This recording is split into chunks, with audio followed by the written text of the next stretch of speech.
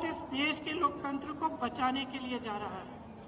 अब ये बात आपने बहुत सुनी होगी और कभी कभी आप पूछते भी होंगे कि भाई कैसे हमारा लोकतंत्र असुरक्षित कैसे है।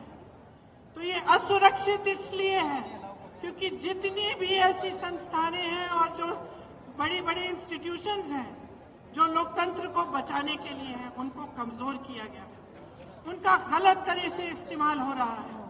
आज ये नौबत आ गई है कि जनता को ईवीएम पे भी भरोसा नहीं है।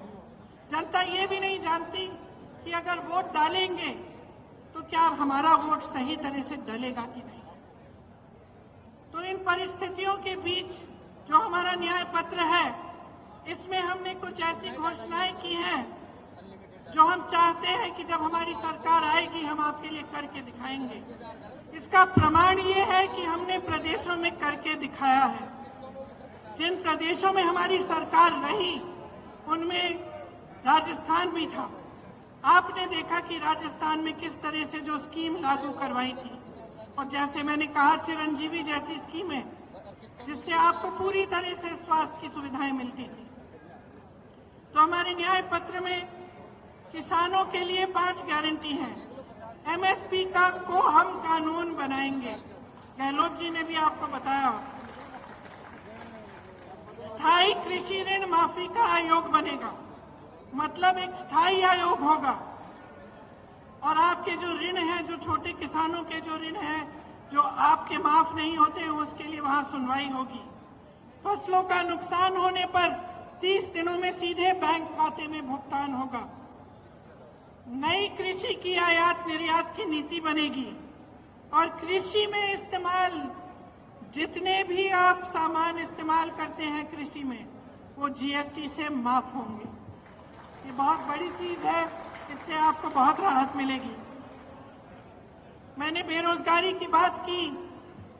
युवाओं के लिए केंद्र में 30 लाख जो खाली पद भरे हैं, पड़े हैं, उन्हें भारी करने का काम हमारी सरकार करेगी।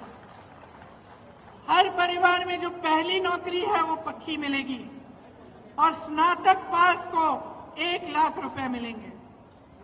ये जो पेपर लीक होते रहते हैं जिससे आपका बहुत नुकसान होता है और पढ़े लिखे बच्चे बेरोजगार बैठे रहते हैं, उसके समाधान के लिए एक नया कानून बनाया जाएगा। सख्ती से जो ऐसे काम कराएंगे, सख्ती से उन पर कार्रवाई होगी और एक जॉब कैलेंडर बनेगा जिसमें जो नियुक्ति के जो डेट है, जो इम्तिहान के डेट है, रिजल्ट के डेट है, वो पहले से बताए जाएंगे। जो लोग गिग इकोनॉमी में काम करते हैं, गिग इकोनॉमी मतलब जैसे शहरों में आप जो डिलीवरी वाले युवा हैं जो डिलीवरी करते हैं, इस तरह की जो नौकरियां हैं, इनको सामाजिक सुरक्षा मिलेगी और एक 5,000 करोड़ रुपए का फंड बनेगा युवाओं के लिए, ताकि युवा जब अपने कारोबार शुरू करना चाहें तो उनको लोन मिलेगा और उनको पैसे दिलवाए जाएंगे। महिलाओं के लिए खास हमने कुछ सोचा है कि हर जो गरीब महिला है उसे सालाना 1 लाख रुपए सरकार से मिलेंगे। केंद्र में जो नई भर्तियां हैं उनमें से 50% महिलाओं को दी जाएंगी। आशा, आंगनवाड़ी, मिड डे मील वेतन में केंद्र का योगदान 2 गुना होगा और हर पंचायत में एक अधिकार मैत्री होगी जो महिलाओं को अपने अधिकारों के बारे में बताएगी। कामकाजी महिलाओं के लिए हॉस्टल होने चाहिए, देश में काफी नहीं है, उनकी जो संख्या है उसको 2 गुना किया जाएगा और हर जिले में कम से कम एक ऐसा हॉस्टल होगा। आदिवासी भाई बहनों के लिए भी हमने गारंटी किया है कि वन अधिकार अधिनियम लागू किया जाएगा और एक स्पेशल बजट, स्पेशल प्लान बनाया जाएगा। भूमि अधिग्रहण कानून में जो संशोधन किए गए थे वो वापस लिए जाएंगे और राज्यों में पेशा के अनुसार कानून लागू किए जाएंगे, जिससे जहां आदिवासियों की आबादी ज्यादा है वे अनुसूचित क्षेत्र घोषित किए जाएंगे। 1 साल के अंदर अंदर जितनी भी एफआरए के क्लेम हैं उनका निपटान किया जाएगा और लघु वन उपज जो है उनको भी एमएसपी के दायरे में लाया जाएगा।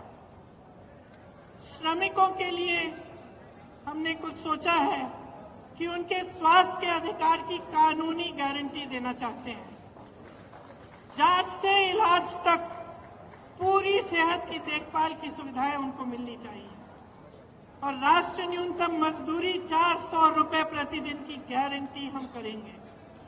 और शहरी क्षेत्रों के लिए रोजगार गारंटी का कानून लागू होगा, जिस तरह से ये कानून गांव में लागू होता है। देखिए, ये हम न्याय की गारंटी दे रहे हैं आपको। हम लोकतंत्र की रक्षा करेंगे। हमारे पूर्वजों ने इस लोकतंत्र को बनाने के लिए अपना खून बहाया है। इसी कांग्रेस पार्टी ने, जिसके आप मेरे कार्यकर्ता भाई बहन यहाँ बैठे हैं, इसी कांग्रेस पार्टी ने इस देश के स्वतंत्रता संग्राम को बनाया और उसमें अपना तमाम नेताओं ने जान दी, जीवन दिया और इस देश का निर्माण किया है। मैं सिर्फ एक आग्रह करना चाहती हूं अपने कार्यकर्ता भाई बहनों से और खास तौर से इस देश की जनता से, इस देश के एक एक नागरिक से ये मेरा आग्रह है, इस चुनाव को आप अपने मुद्दों पर लड़वाइए। जो आपके जीवन का अनुभव है वही सत्य है, वही सच्चाई है। जो आपको दिखाई दे रहा है टीवी पे, इश्तिहारों पे, होर्डिंग्स पे, ये सच्चाई नहीं है।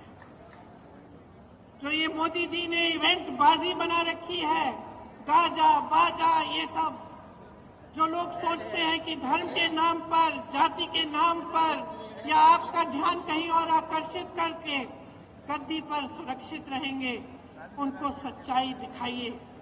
क्योंकि जब तक आप अपने अनुभव पर उतरकर अपना वोट नहीं देंगे, जब तक आप अपनी सच्चाई, अपने सत्य, अपने अनुभव के आधार पर इस देश के निर्माण को नहीं करवाएंगे, तब तक ये हालात बदलेंगे नहीं। और हम ये हालात बदलना चाहते हैं।